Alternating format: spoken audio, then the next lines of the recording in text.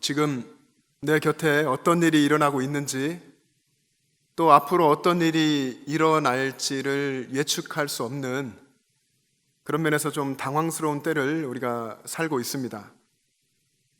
그래서 힘들기는 한데, 또 우리의 삶 속에서 하나님께서 마치 가뭄 중에 단비를 주시듯이 그렇게 내려주시는 은혜가 있는 것을, 그런 고백을 좀 듣게 됩니다. 영상 예배를 드리고 또 가정 예배를 드리고 기도하는 그런 삶을 살면서 하나님께서 이전에 경험하지 못했던 그런 새로운 은혜를 주신다 하는 고백을 여러분들이 하십니다. 저는 이 시기에 저와 여러분의 심령이 하나님 앞에서 더 갈급해졌으면 좋겠습니다. 그리고 모여서 드리는 이 예배를 더 사랑하고 또 사모하게 되기를 원합니다. 그리고 하나님의 은혜 가운데에 이 시기가 속히 끝나고 모이게 되기를 소원합니다. 여러분, 우리가 어떤 일을 하기 위해서는 어떤 준비가 필요하지 않습니까? 하나님도 무슨 일을 하실 때에 우리로 준비하게 하시고, 그리고 준비된 사람을 사용하시죠. 저는 우리가 지금 겪고 있는, 저와 여러분이 살아가고 있는 이 힘든 시기가 바로 준비하는 기간이다라고 생각을 합니다. 어떤 준비냐면, 우리가 언젠가 다시 모여 예배할 때에 하나님께서 그때에 써가실 하나님의 새 역사를 우리가 준비하는 것입니다. 언젠가 이 코로나19가 끝날 때 우리가 이 시간을 잘 준비하고 있다가 그때를 맞았을 때에 하나님께서 역사하셔서 새 역사를 써가고 새로운 교회를 만들어 가실 때에 그 하나님의 역사에 동참하게 되기를 소원합니다. 이런 의미에서 지금 이 준비 기간에 중요한 것은 여러분의 믿음입니다. 여러분의 믿음이 어떠한가, 이것이 이 시기에 굉장히 중요한 것입니다.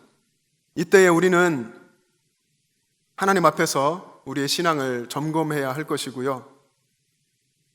그리고 정직하게 내 중심, 내 자신과 또 나의 삶들을 돌아보고 회개할 부분들을 회개하며 주님께로 돌이켜야 할 줄로 믿습니다.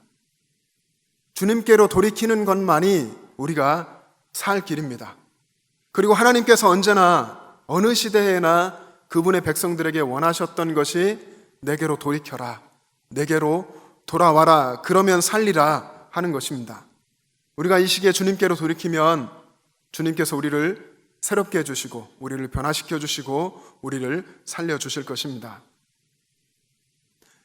우리는 지난 연초에 2020년 새해에 예수님과 동행 행복의 시작이라는 교회 표어를 함께 같이 힘차게 외쳤습니다.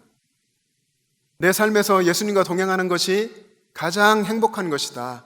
예수님과 동행하는 것이 그게 진짜 행복이다 라는 것을 함께 선포하는 것이었고, 그리고 하나님께서 원하시는 것도, 우리 주님이 원하시는 것도 예수님과 동행하는 것이다 라고 하는 것을 우리가 고백하며 선포했던 것입니다.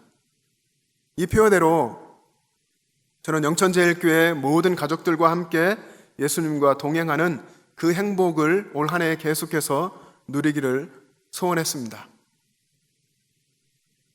그런데 그러다가 코로나19를 만났죠. 코로나19가 닥쳐온 겁니다. 갑자기 습격을 해왔죠. 그래서 왜 이런 위기를 만났을까? 왜 이런 위기를 하나님께서는 주셨을까? 신실하신 하나님께서 왜 이런 위기를 겪게 하셨을까 하는 고민을 하고 있었는데, 그 고민을 하던 저의 그 생각을 어느 순간인가 하나님께서 바꾸어 주셨습니다. 아, 이게 기회구나. 정말 초대교회 때부터 성도들이 그렇게 피 흘리고 죽으며 싸웠던 그 삶의 예배를 훈련하는 시간이구나. 정말 진짜의 신앙, 삶에서 나타나는 진짜 신앙을 배우는 기회구나 라는 생각을 하게 됐습니다. 사랑하는 여러분, 이 시기는 정말 우리에게 기회입니다. 이것을 하나님 앞에서 기회로 받고 그렇게 고백하고 살아가는 사람에게 정말 하나님이 기회가 되게 하실 것입니다. 내 신앙을 점검하는 기회이고 주님께 집중하는 기회인 것입니다. 그런데요, 지금 우리가 다 겪고 있는 이 상황을 부정적인 시각으로 보는 분들이 많이 있습니다. 이 예배를 드리고 있는 분들 중에도 아마 있을 것입니다. 코로나 때문에 예배가 중단됐다. 우리 이러다 예배 못 드리는 것 아닌가 하는 생각들을 하십니다. 여러분, 예배는 결코 중단될 수도 없고 또 결코 중단된 적도 없습니다. 우리는 우리의 삶에서 하나님께 삶의 예배를 드리고 있는 것입니다. 로마서 12장에 바울이 강하게 권면을 했죠.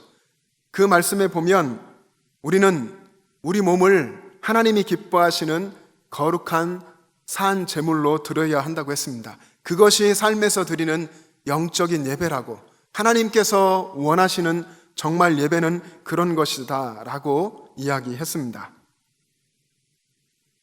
우리가 이 상황을 다 보고 있는데요, 우리는 지금 이 상황뿐 아니라 우리의 삶에서 만나는 모든 상황들을 믿음의 눈으로 볼 줄 알아야 합니다. 믿음의 사람은 어떤 상황을 만나도 무엇을 보게 되어도 그것을 부정적인 시각으로 보지는 않습니다. 우리가 살고 있는 이 상황이 제가 보기에도 분명히 좋지는 않습니다. 이전보다 좋지 않은 상황인 것이 분명하고 그것을 인정합니다.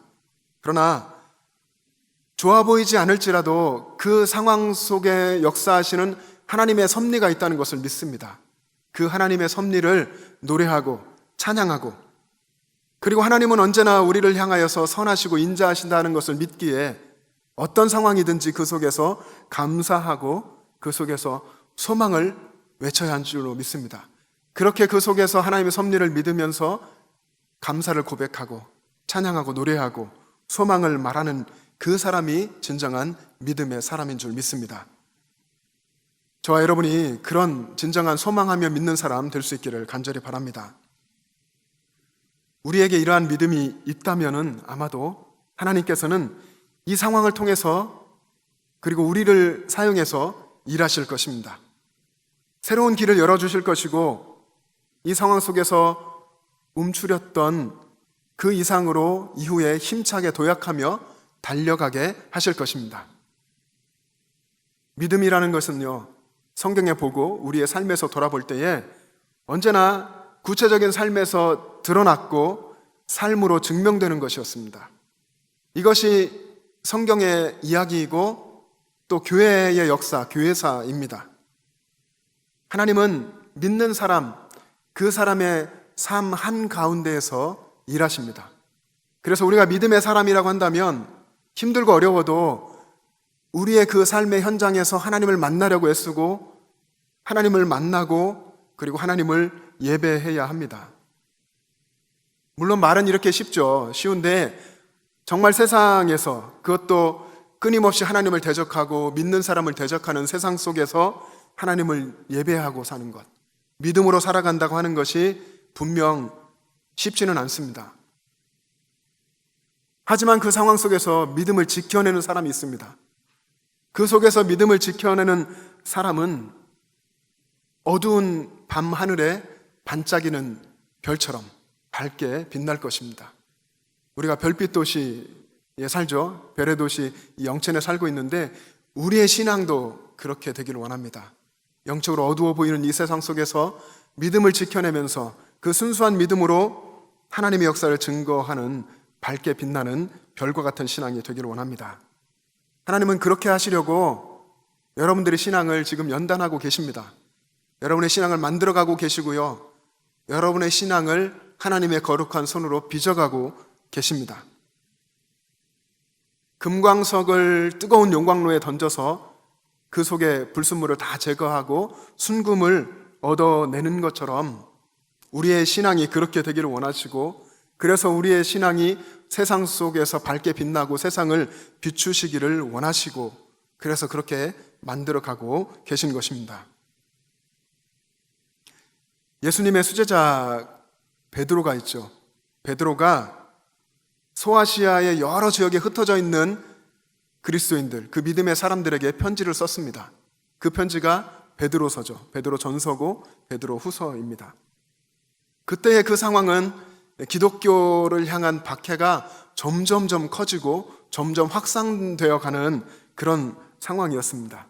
그래서 베드로가 이야기하는 겁니다. 멀리 편지를 보내면서 흩어져 살고 있는 그 그리스도인들, 유대 그리스도인들, 헬라파 그리스도인들, 이 모든 사람들에게 이야기합니다. 이제 이 박해와 고난이 점점 확산되어서 너희들에게까지 닥칠 것이다. 그런데 그때에 너희가 무엇을 바라보아야 하고 어떻게 살아야 한다 하는 것을 편지를 통해서 이야기해 주는 것입니다. 우리가 그 일부분을 오늘 읽었는데요. 오늘 본문의 6절과 7절의 말씀을 한번 다시 같이 읽어보겠습니다. 6절과 7절 말씀입니다. 시작.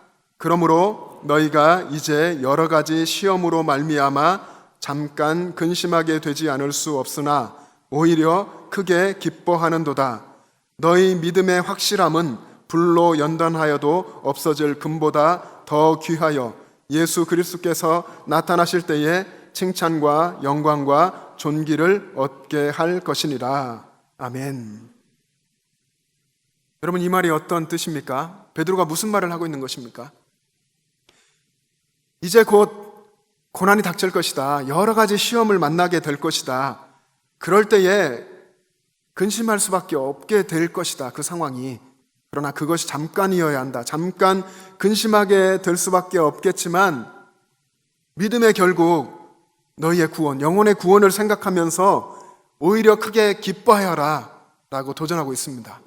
여러 가지 시험과 어려운 일을 당하겠지만 하나님께서 최후에 주실 그 구원을 생각하면서 오히려 기뻐하라, 그리고 크게 기뻐하라 라고 도전하고 있습니다. 저와 여러분이 이 상황 속에서 세상의 모든 사람이 하는 것처럼 근심하고 두려워하고 불안에 휩싸이는 것이 아니라 하나님을 기뻐하고 하나님이 행하신 일을 바라보면서 오히려 크게 기뻐할 수 있는 그 신앙이 되기를 원합니다. 그리고 베드로가 계속 이야기하는 것이 용광로 같은 그 믿음의 연단 과정을 통과해서 믿음의 확실함을 증명해라. 그래야 한다라고 이야기하는 것입니다. 믿음의 확실함을 증명하라. 이 부분에서 다니엘의 세 친구가 생각났습니다. 다니엘의 세 친구가 믿음을 지키고 있다가 어떻게 되었죠? 풀무불에 던져졌습니다. 용광로처럼 뜨거운 그 풀무불에 던져졌지만 그것을 또 알았고 그럼에도 믿음을 지켰고 하나님은 던져진 그들을 보호하시고 그들과 함께 하셨습니다.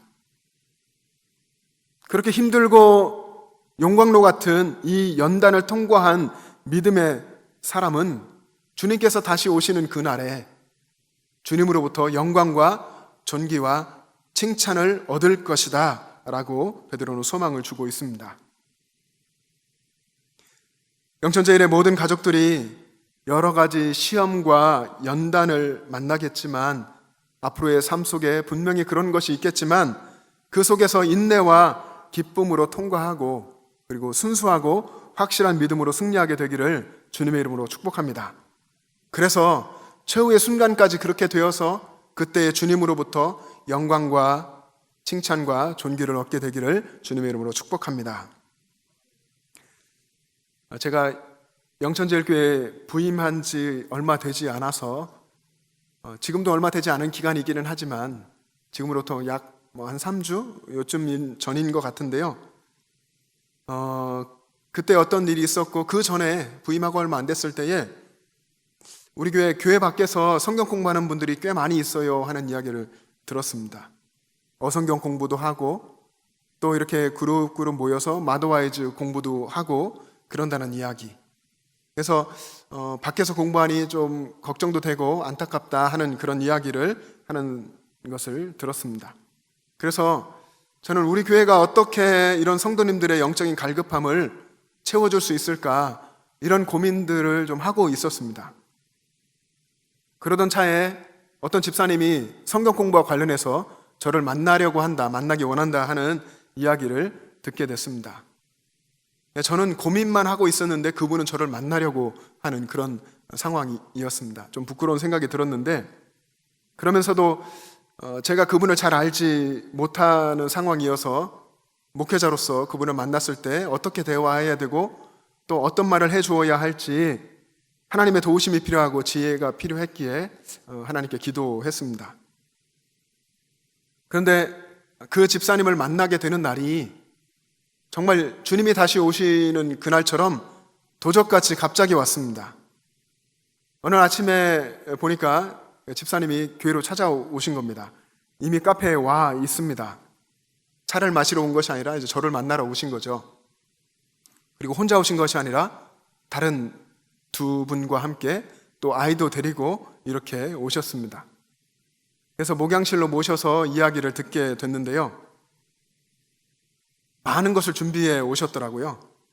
신앙의 선배 되시는 신실하신 어머님께 이야기도 듣고 또 멘토 같은 스승에게 여러 가지 물으며 기도도 요청도 하고 이렇게 조언도 듣고 해서 정말 한 보따리 자료를 가지고 오셨더라고요. 제 앞에 이렇게 그 테이블에 쫙 펼쳐놨는데 그동안 이분들이 모임을 하면서 성경을 필사했던 노트들 수북히 가지고 오셨고 또 일기 쓰는 것, 신앙생활 하면서 일기 쓰던 거 그런 자료들도 쭉 펼쳐놓고 또 나름 그분들이 가지고 있었던 원래 네 분이었는데 한 분이 못 오셨는데요. 그 네 분들의 간증까지 다 적어가지고 앞에 놓았습니다. 그러면서 이야기하는 것이 그분들이 어떻게 모임을 하게 되었는지 그리고 모임을 어떻게 또 시작하게 됐고 하고 있는지 그리고 모임의 성격이 어떤 것인지 그런 이야기를 들려주시는 겁니다.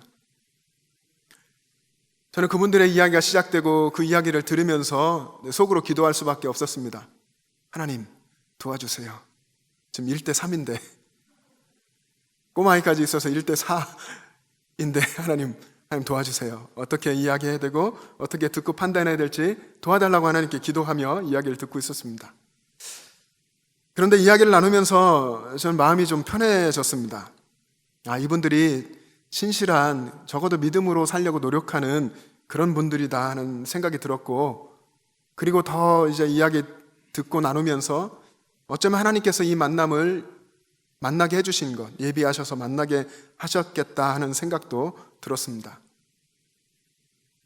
이분들은 이제 같은 아파트 단지에 사는 분들이었는데 자녀들이 이제 같은 또래가 되어서 알게 되었고 믿는 사람들이라는 것을 알면서 모임을 하게 됐습니다. 한 분은 영천제일교회 우리 집사님이시고 또 한 분은 경산에, 한 분은 반야월에, 또 한 분은 평촌에 그 대표적인 교회들에 다니시는 집사님들이었습니다.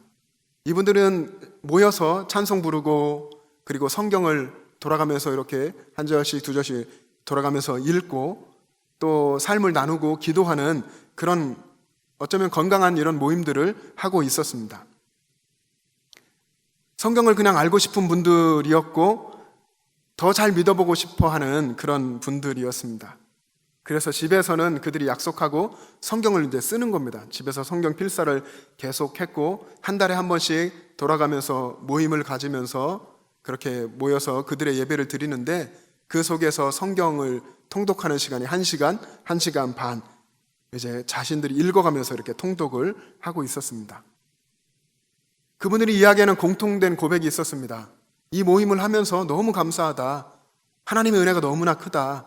이 모임을 하면서 내가 변화되고 있고 내 남편이 변화되고 있고 우리 가정이 변화되고 있다. 하나님이 이렇게 해주셨다 하는 그런 고백을 하고 있었습니다.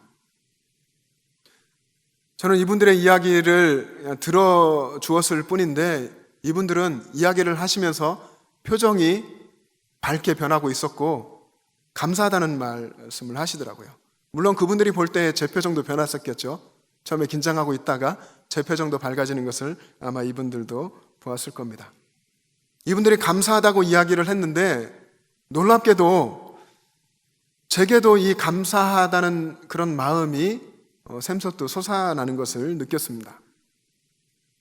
영천제일교회라고 하는 역사가 깊고 가장 큰 교회를 하나님이 맡겨주셨기에 어떻게 하면 정말 내 마음을 넓혀서 영천시를 품을까? 영천시 복음화를 위해서 하나님은 어떻게 무엇을 하기를 원하시는가? 이런 고민을 하고 있던 저에게 영천 안에 복음화일은 지금 아주 낮지만 이 안에 이런 모임도 있어. 이렇게 정말 신앙생활을 하며 이렇게 간절히 은혜 사모하고 살아가는 젊은 사람들이 있어 라고 하나님이 말해주시는 것 같았고, 그래서 더 힘이 나고 용기가 났습니다. 저는요, 이렇게 삶 속에서 고민하고 이렇게 믿음으로 살려고 하는 이런 젊은 분들, 연세 드신 분들, 우리 청소년, 청년 아이들, 이런 모임들이 영천에 더 많이 생겨야 한다고 생각합니다. 그래서 하나님께서 그들을 통해서 일하시고 이웃으로, 주변으로 복음이 전해지고 영천시가 복음화 되어야 한다고 생각을 합니다. 오늘 본문의 7절에 보면 7절에 믿음의 확실함이라는 단어가 있죠. 믿음의 확실함, 이 확실한 믿음에 대해서 이야기하면서 이 믿음은 금보다 더 귀한 믿음이라고 그렇게 이야기했습니다. 그리고 이 믿음을 가지고 있는 사람, 확실한 믿음, 금보다 더 귀한 믿음을 가지고 있는 사람은 최후의 날에 칭찬과 영광과 존귀를 주님으로부터 얻을 것이다 라고 이야기합니다. 근데 이 믿음을 얻기가 쉽지 않아요. 왜냐하면 용광로 같은 그런 뜨거운 연단을, 그 힘든 연단을 통과하고 들어갔다 나와야 되고, 용광로 들어갔다가 죽지 않고 살아서 나와야 합니다. 그래야 그 믿음이 정말로 금보다 더 귀하고 순수하고 확실한 믿음인 것입니다. 믿음의 확실함, 금보다 더 귀한 믿음, 이것은 적어도 오늘의 상황에 비추어 볼 때에 예배당의 예배에 갇히는 예배는 그런 신앙은 아닙니다. 예배당의 예배만 드리고 삶에 나가서는 믿음 없는 모습으로 예배를 잊어버리고 살아가는 그런 것은 아닐 것입니다. 믿음의 확실함, 이것은 베드로가 말하는 그 믿음은 삶에서 역사하는 믿음이고, 삶에서 고민하는 믿음이고, 여러 가지 시험과 연단을 큰 기쁨으로 통과하는 믿음일 것입니다. 그리고 이 땅을 밝게 비추어내는 거룩하고 실천적인 믿음일 것입니다. 세계 2차 대전 당시에 이런 믿음의, 실천적인 믿음, 삶 속에서 살아내는 이런 믿음에 대해서 고민하던 신학자가 있었는데요.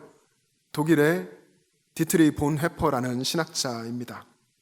이 전쟁이 났을 때, 세계 2차 대전이 났을 때에 본 헤퍼는 미국에 있었습니다. 그래서 안전한 곳에 있었는데 전쟁의 소식을 듣고 고민하다가 그는 고국으로, 독일로 돌아왔습니다. 내가 해야 될 일, 이 독일 고국에서 해야 될 책임을 감당하기 원한다 하는 그런 믿음을 가지고 독일로 돌아왔고, 그는 믿음을 실천하며 살았습니다. 요즘 사순절을 보내면서 제가 책 한 권을 읽고 있는데 그 책이 이 보네퍼가 쓴 글을 편집해 놓은 책입니다. 40일로 나누어서 사순절 기간 동안 하루씩 읽을 수 있도록 해놓은 책인데, 그 책에 16일째 되는 날에 읽는 그 글에 믿음에 대한 글이 실려 있었습니다. 거기에 이렇게 써 있습니다. 믿음이란 오직 하나님이 행하신 일, 그리고 지금도 행하고 계신 그 일을 믿으며 사는 것입니다. 믿음은 하나님이 행하신 일, 그리고 하나님이 행하고 계신 일, 그 일을 믿으면서 사는 것입니다. 믿음은 사는 것입니다. 믿음은 삶입니다. 이런 이야기를 하는 겁니다. 다시 말해서 믿음은 구체적인 나의 삶의 현장에서 실제로 나타나는 것이라고 하는 겁니다. 삶에서 살아내는 것, 그리고 동시에 내 삶 속에서 하나님이 역사하고 계시다는 것을 믿는 것, 하나님이 주시는 놀라운 은혜가 보이지 않아도 그 하나님의 은혜를 신뢰하면서 하나님을 바라보며 살아가는 것, 그것이 진정한 믿음이라고 하는 것입니다. 보이지 않는 것을 이미 보고 있는 것처럼 살고, 아직 이루어지지 않은 것을 이미 하나님께서 이루어 주신 것이라고 믿고 확신하고 살아가는 그것이 믿음입니다. 그 믿음이 여러분 가운데 있기를 원합니다. 이 믿음을 가지고 있는 사람은 자신이 믿고 있는 것, 하나님께서 이루어 주실 것이라고 하는 그것이 반드시 이루어질 것이라고 소망하며 살게 됩니다. 그래서 믿는 사람은 소망하는 사람입니다. 언젠가 하나님께서 이루어 주실 것을 소망하며 사는 사람이 진정한 믿음의 사람입니다. 여러분, 여러분의 매일의 삶을 믿음으로 살아가시기를 바랍니다. 우리는 믿음으로 살아야 합니다.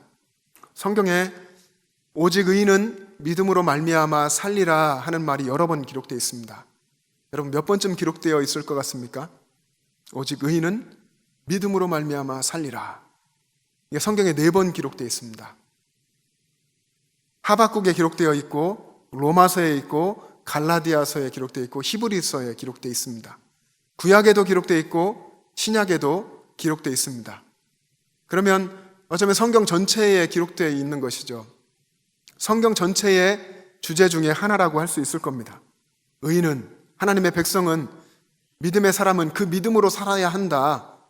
사람이 밥을 먹으며 살듯이 믿음으로 살아가야 한다. 영적인 사람은 믿음으로 살아야 한다 하는 이야기를 하는 것입니다. 믿음이 없이는 하나님을 기쁘시게 할 수도 없고, 뒤로 물러가면, 믿음이 뒤로 떨어지면 하나님이 기뻐하지 않으십니다. 만약에 저와 여러분이 지금 같은 이런 상황에서 또 앞으로 만나게 될 여러 가지 시험 속에서 하나님을 신뢰하지 않고 두려움에 쌓여서 초라하고 소망 없는 모습으로 살아간다면 주님이 다시 오시는 그때에 분명히 부끄러움을 피할 수 없을 것입니다. 사랑하는 여러분,